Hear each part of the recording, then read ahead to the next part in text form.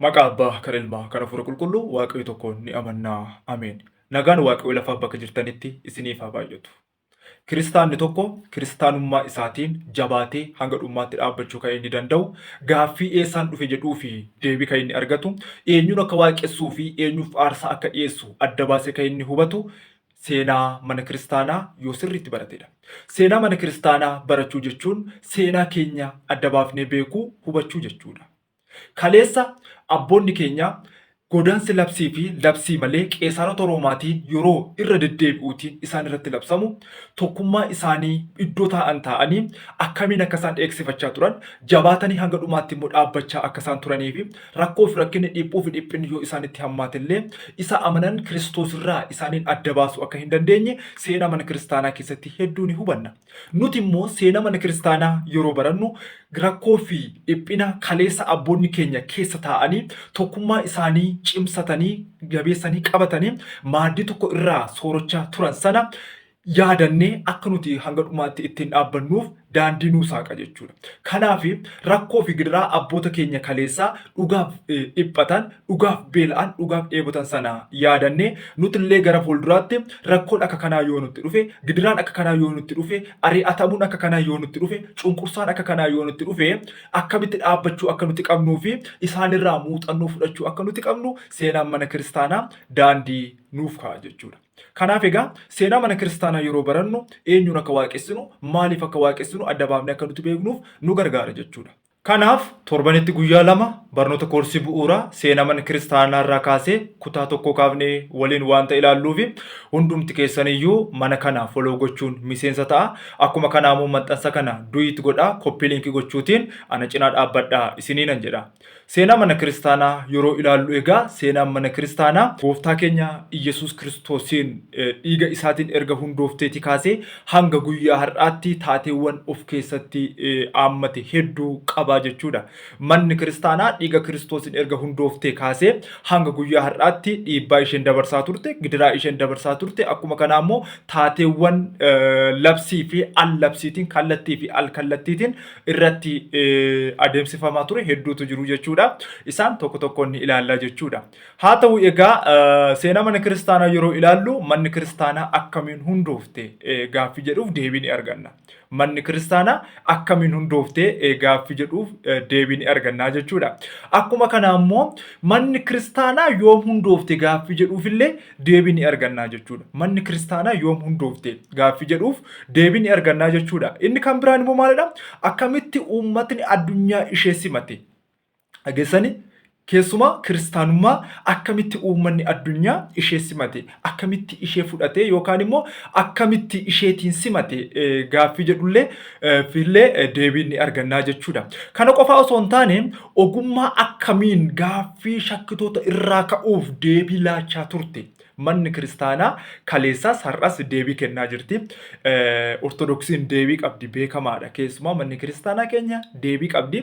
Deebii kana immoo manni kiristaanaa kun ogummaa akkamiitiin gaaffii shakkitoota irraa ka'uuf deebii laachaa turte kan jedhuuf illee deebii ni arganna jechuudha. Akkuma kana sagalee jireenyaa akkamitti babal'iste? Ilaalaa sagalee wangeelaa yookaan sagalee waaqayyoo sagalee jireenyaa akkamitti addunyaa kana irratti babal'isuu dandeesse kan jedhuuf illee deebii ni arganna jechuudha. Kana qofaa osoo hin taane akkamitti rakkoo fi dhiphina isheetti marsee ka'u yookaan immoo rakkoo fi dhiphina isheetti marsee jiru yookaan isheetti marsaa ture, kaleessasitti marsaa ture, har'asitti marsaa jira. Kana injifattee dhuftee as geesse manni kiristaanaa jechuudha. Maaliif addunyaa kana yoo ilaaltanii qeesarota Roomaa dabalatee jechuudha. Mana kiristaanaa balleessuuf dhagaa isaan hin kaafne hin jiru, teknooloojii isaan hin fayyadamne hin jiru, abidda isaan hin qabsiifne hin jiru, humna isaan hin fayyadamne hin jiru jechuudha. Manni kiristaanaa kana hunda keessa dabartee har'a dhuftee jirti. Kun akkamittidha kan akkas ta'e yookaan immoo akkamitti injifachuu dandeesse? Akkamitti hunda dabartee dhuftee as geesse gaaffii jedhuuf deebii gahaa ni arganna jechuudha. Kanaaf egaa gaaffii kanaaf immoo deebii kan laatu maalidha? Seenaa mana kiristaanaati. Maalidha? Seenaa mana kiristaanaati gaaffii kanaaf jechuudha. Kana qofaa miti. Ani eessaan dhufe? Ani eenyu? Eenyu na waaqessa? Eenyu na lallaba? Eenyummaa keenya beekuun illee seenaa keenya, seenaa fayyina keenya beekuuf illee seenaan mana kiristaanaa gahee guddaa taphataa jechuudha. Seenaan mana kiristaanaa gahee guddaa taphataa jechuudha. Asirratti egaa seenaan mana kiristaanaa maalirraa qophaa'e? Ilaala, seenaan mana kiristaanaaf hundee kan ta'an yookaan immoo seenaa mana kiristaanaa akka nuti barannuuf bu'uura kan ta'an maalidha? Bu'uura kan ta'an maalidha? Isa jedhu ni ilaalla jechuudha. Tokkoffaan seenaawwan kitaaba qulqulluu kakuu haaraa fi kakuu moofaa. Dhageessamini seenaawwan kitaaba qulqulluu kakuu moofaa fi kakuu haaraa warreen kun seenaa mana kiristaanaaf bu'uura isa jalqabaa yookaan immoo hundeedha jechuudha. Inni lammaffaan immoo yaa'iiwwan yeroodhaa gara yerootti iddoowwan garaagaraatti taasifame. Manni kiristaanaa yaa'iiwwan garaagaraa gaggeessaa turteetti. Yaa'iiwwan garaagaraa gaggeessaa turte sana iddoo garaagaraatti yeroo garaagaraatti adeemsifamaa ture. Seenaan sun yaa'iiwwan sana irratti seenaawwan hedduun kan raawwataman jiru. Kanaaf yaa'ileewwan kunillee maddeen seenaa mana kiristaanaati jechuudha. Inni sadaffaan immoo maalidha? Barreeffamoota seenaa baroota adda addaa barreeffaman. Barreeffamoonni seenaa baroota adda addaa barreeffaman seenaa mana kiristaanaa keessatti gahee guddaa taphatu jechuudha. Keessumaa mana kiristaanaa faana wal qabatanii barreeffamoonni hedduun barreeffamanii jiru. Maal ta'aniiru nuuf jechuudha? Seenaa mana kiristaanaa akka nuti beeknuuf hubannuuf. Akkuma kanaa immoo maalidha? Hambaawwan dhaabbataa fi barreeffamoota dhagaa fi biraannaa bara durii. Ilaala. Hambaawwan dhaabbataa kan ta'an.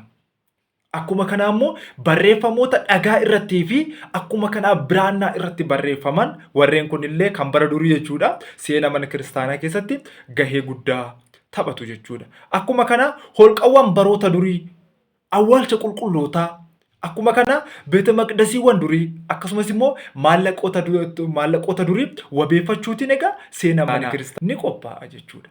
Seenaan mana kiristaanaa maddeen isaa isa kana. Tokkoffaa maal isiniin jedheera? Seenaawwan kitaaba kakuu moofaa fi kakuu haaraa. Akkuma kanaa immoo yaa'iiwwan yeroo yeroonii fi iddoowwan adda addaatti adeemsifaman. Akkuma kanaa barreeffamoota seenaa baroota adda addaa barreeffaman. Akkuma kanaa hambaawwan dhaabbataa fi kana bira darbee barreeffamoota dhagaa fi biraannaa irratti bara durii barreeffaman. Akkuma kanaa holqawwan baroota durii, akkuma kanallee awwaalcha qulqullootaa fi beeta maqdasiiwwan durii. Akkuma kanaa maallaqoota durii ni dabalataa jechuudha. Maallaqoota duriillee ni dabalataa jechuudha. Kanaaf seenaan mana kiristaanaa maddeen isaanii warreen kana jechuudha. Kana qofa osoo hin taane egaa seenaa mana kiristaanaa yeroo ilaallu egaa seenaan mana kiristaanaa sadarkaa addunyaatti, sadarkaa biyyaatti, sadarkaa naannootti ni ilaalla jechuudha. Seenaa mana kiristaanaa sadarkaa addunyaa, seenaa mana kiristaanaa sadarkaa Itoophiyaa, seenaa mana kiristaanaa sadarkaa naannoo ni ilaalla jechuudha. Kana eessatti ilaalla? Seenaa mana kiristaanaa keessatti ilaalla jechuudha. Manni kiristaanaa egaa seenaa mana kiristaanaa sadarkaa addunyaa yeroo ilaallu maalidha? Manni kiristaanaa kan hundoofte dhiiga Kiristoosinidha.